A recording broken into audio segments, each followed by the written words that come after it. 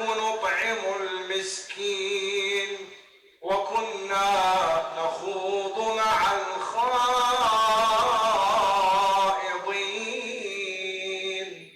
وكنا نكذب بيوم الدين. صدق الله العلي العظيم وصدق رسوله النبي الكريم، ونحن على ذلك من الشاكرين والشاهدين، رحمة لأمواتنا وقضاء لحوائجنا وشفاء لمرضانا وللتعجيل في فرج مولانا صاحب العصر والزمان. عطروا أفواهكم بالصلاة على محمد وآل محمد.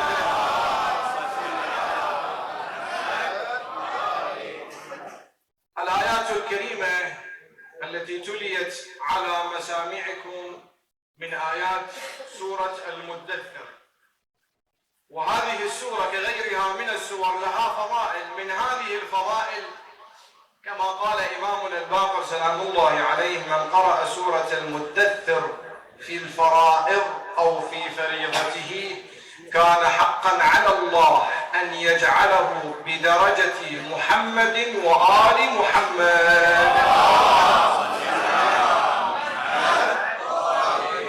الآية الكريمة ابتدأت: كل نفس بما كسبت رهينة. الرهينة جاية من مادة الرهن، والرهن كما معلوم عند الجميع في معاملات البعض من الناس، وإذا مثلا سين من الناس راد قرض ما يريد يروح مثلا ياخذ من المصارف، أو مثلا ما عنده أحد يقترض من عنده أموال، يروح إلى أحد الميسورين أحد المتمكنين يقول له: يابا أنا محتاج مثلا 20 مليون 30 مليون، تنطيني هذا القرض مقابل أنه أجعل بيتي اللي هو باسمي رهن، من بعد سنة من بعد سنتين أرجع لك الأموال ترجع لي بيتي. وإذا ما رجع الأموال شو يصير؟ البيت يصير إله. هذا الرهن الموجود في معاملات البعض من الناس. هنا شنو علاقة الرهن بالنفس؟ كل نفس بما كسبت شنو؟ رهينة. المفسرون يقولون هاي النفس أيضا تبقى مرهونة، تبقى محبوسة، تبقى باصطلاحنا مطلوبة. يقول هذا الإنسان إذا أدى الواجبات اللي عليه، إذا أدى الفرائض الواجبة عليه اللي أوجبها رب العالمين عليه من صلاة من صوم من خموس من حج من زكاة من بقية الواجبات، يقول هاي النفس تحرر تطلق. يقول وإذا لا والله هذا لا صوم ولا صلاة ولا دين ولا ديانة، يقول هاي نفسه تبقى محبوسة، تبقى مقبوضة، تبقى مطلوبة إلى يوم القيامة، إلى أن يحاسبه الله سبحانه وتعالى. كل نفس بما كسبت رهينة إلا، هنا باستثناء رأسا مباشرة رب العالمين قال كل نفس بما كسبت رهينة إلا أصحاب اليمين. من دول أصحاب اليمين؟ بس هنا أكو آراء.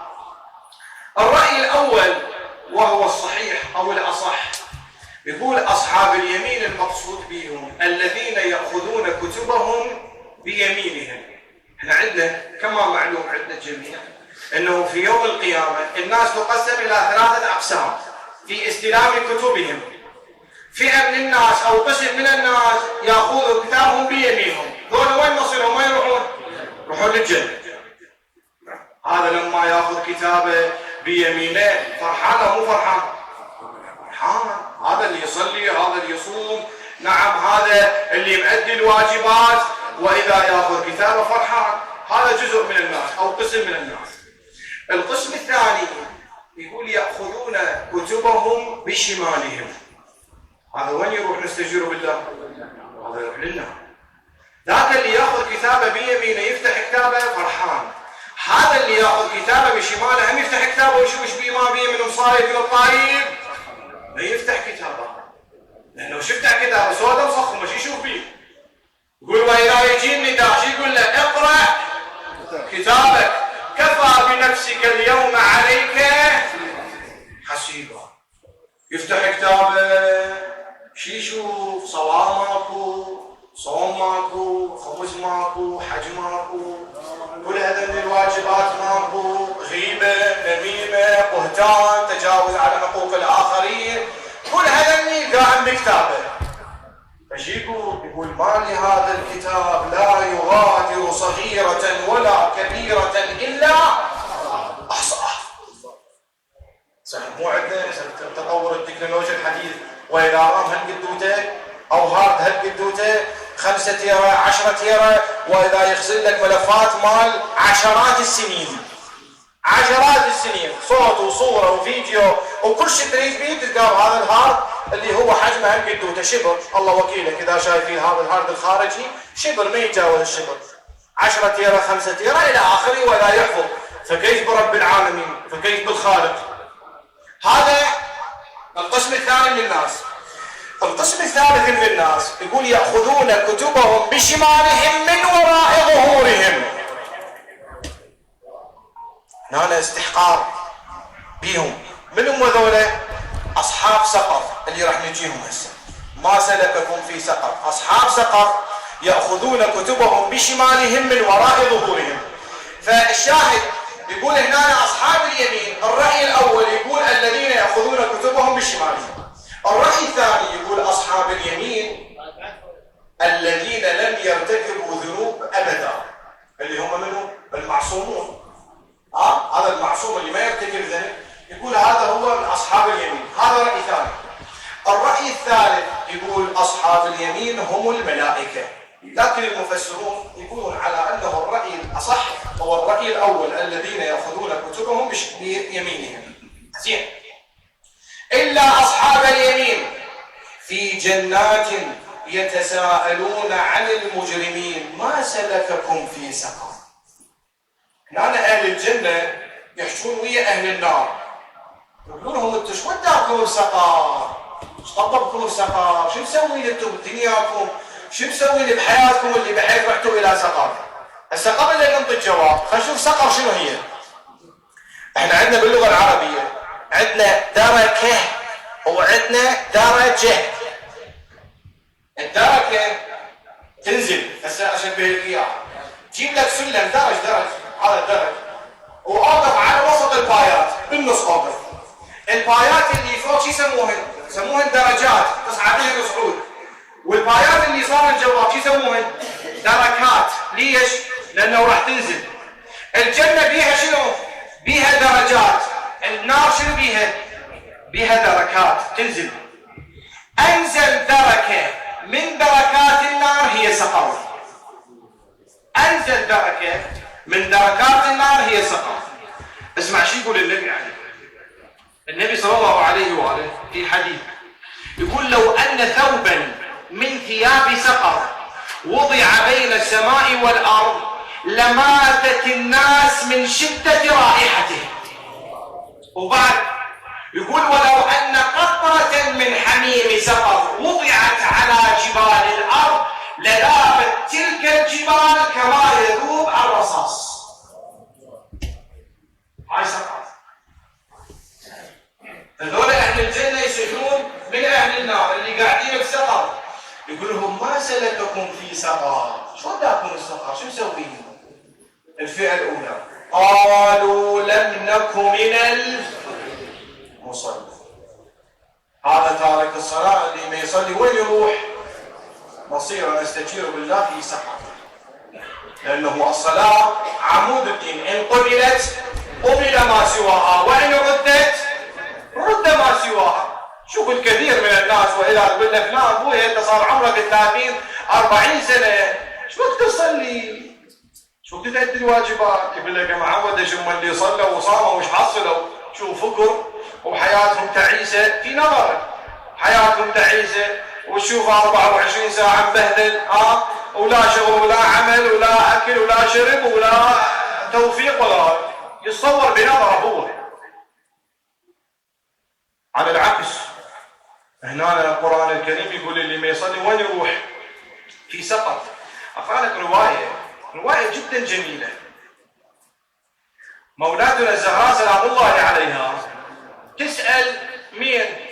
من النبي صلى الله عليه وآله. شو تقول له؟ قائل يا أبتاه ما لمن تهاون بصلاته من الرجال والنساء.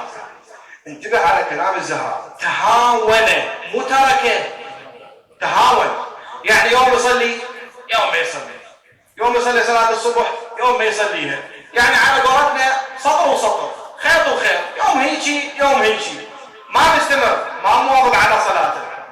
الزهراء عليه السلام تقول له ما لمن تهاون بصلاته من الرجال والنساء. شو يقول النبي؟ فأجابها قائلا يا فاطمة من تهاون بصلاته من الرجال والنساء ابتلاه الله ب15 خصلة، 6 منها في دار الدنيا، و3 عند موته، و3 في قبره، و3 في القيامة إذا خرج من قبره.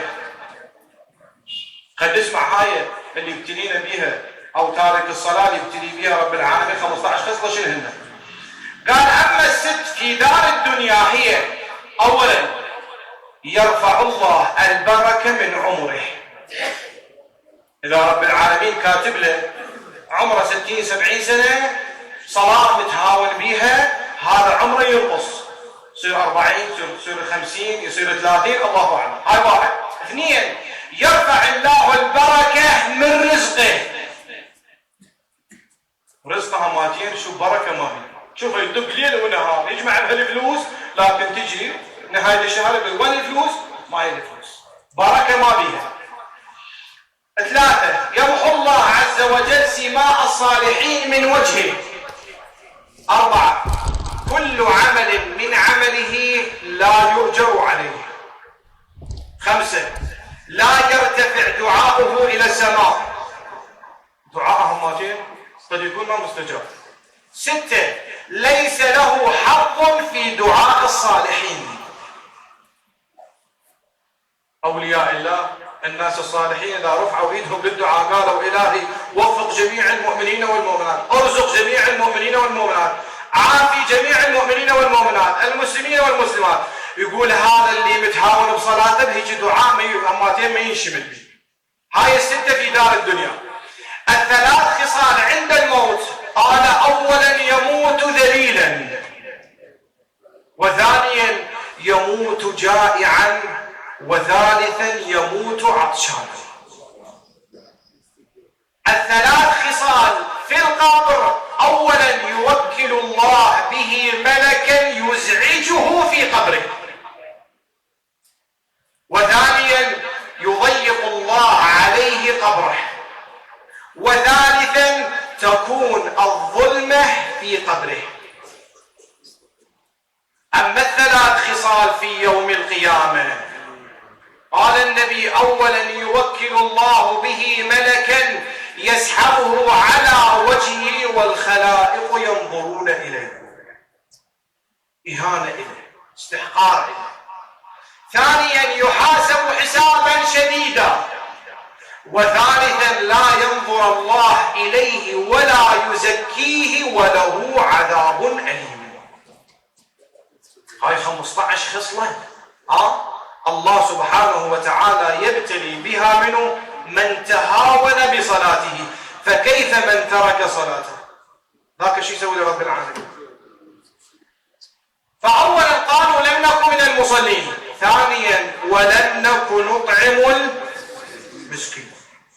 هسه للوهلة الأولى قد واحد لما يقرأ هذه الآية يقول لم نكن نطعم المسكين، يقول هذا إذا واحد جاء مثلا فقير، وجه واحد فقير محتاج، اعطيني يا ساعدني، أنا أقول له ما ساعدك مثلا، ما تعطيك أنا. يفكر البعض من الناس أنه خلص ما دام ما ساعدت هذا الفقير هذا المحتاج ما أعطيته صدقة مستحبة رب العالمين يخليني في سقر. لا، المفسرون يقول إذا ترك الإنسان الواجب المالي، يعني شنو؟ ما خمس واجب، زكاة ما زكى واجب عليه، لكن الواجب ما سوى، رب العالمين يحاسب على ترك الواجب، ما يحاسب على ترك المستحب. مو صحيح؟ مو لأنه الإنسان ترك المستحب يوديه إلى سقر، إذا ترك الواجب يوديه إلى سقر. هاي 2 لم نكن نطعم المسكين. بعد وكنا نخوض مع الخاطئ. ويا مكثرهم بهذا وقتنا. اكو لو ماكو؟ اكو. شافوا الوادم صلى، هو هماتين صلى. شاف الوادم تركت الصلاة، هو هماتين ترك الصلاة. شاف الناس لطمت، هو هم لطم. شاف الناس غنت، هو هم غنى. ها شنو؟ شاف الناس اكلت حلال، اكل حلال. اكلوا حرام، راح ركض وياهم اكل حرام. ويا انت غير عندك مبادئ، غير عندك ضوابط، غير عندك دين تمشي عليه. يقول لك لا، وكنا نخوض مع الخائضين ينعقون مع كل ناعق. القرآن الكريم انطانا مثال جميل جدا بخصوص هذا الشق من الآية، وكنا نخوض مع الخائضين. قوم ثمود، قوم ثمود الله سبحانه وتعالى انطاهم قرية جميلة جدا تقع بين الأردن والحجاز.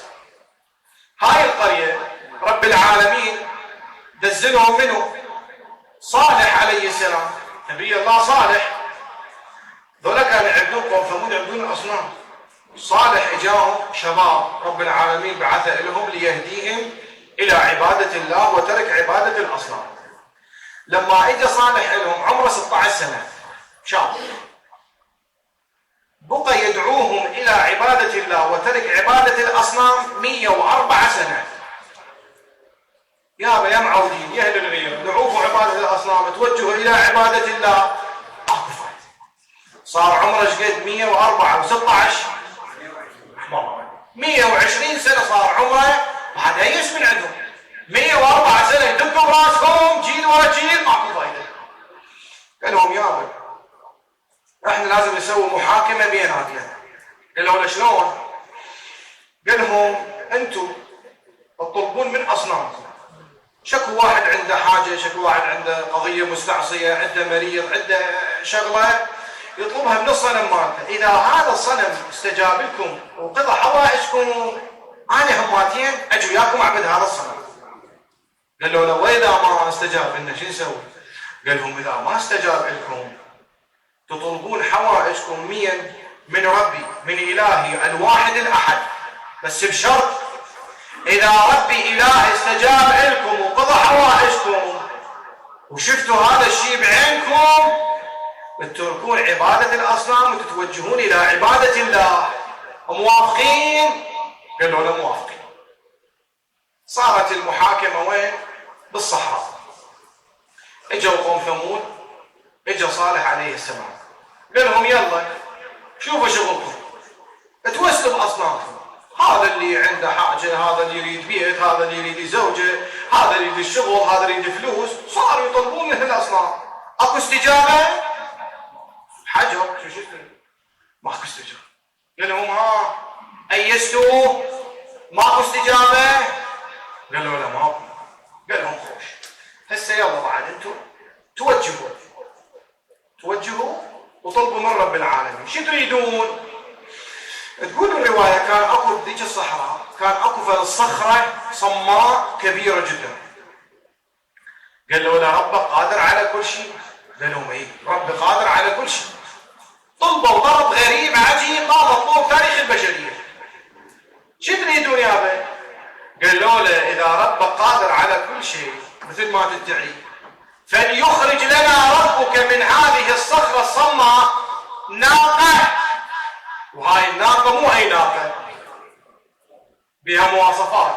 يعني شنو مواصفاتها؟ قالوا له نريدها وبراء شقراء عشراء. وبعد اكو شرط ثاني، قالوا له والفصيل مالتها ابنها لما تطلع هاي الناقة من الصخرة بمجرد ان تطلع تلد فصيلها، تولد.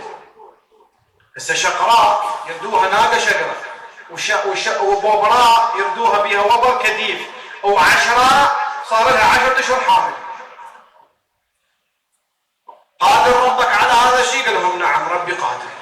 يقول صلى صالح ركعات لله سبحانه وتعالى، من بعدها طلب من الله جل جلاله، استجاب الله دعائه، وإذا بقدرة الله خرجت هاي الناقة من ذيك الصخرة الصماء، يقول بالمواصفات اللي رادوها، وبمجرد أن خرجت ولدت فصيلها. التفت لهم صالح بأمر من الله سبحانه وتعالى، قال لهم هاي الناقة اجتكم خوف وشفتوا قدرة رب العالمين؟ قالوا له ايه. قال لهم هاي الناقة كأنما كان اكو نهر في تلك القرية، في قرية ثمود، نهر شلون نقول رئيسي، يشربون من عنده، ياخذون من عنده للغسل الغيره. قال لهم هاي الناقة النهر مال المي يوم إلكم ويوم لهاي الناقة تشرب، يوم كامل إلكم تاخذون كفايتكم تخزنون، اليوم الثاني ما تدنون للنهر.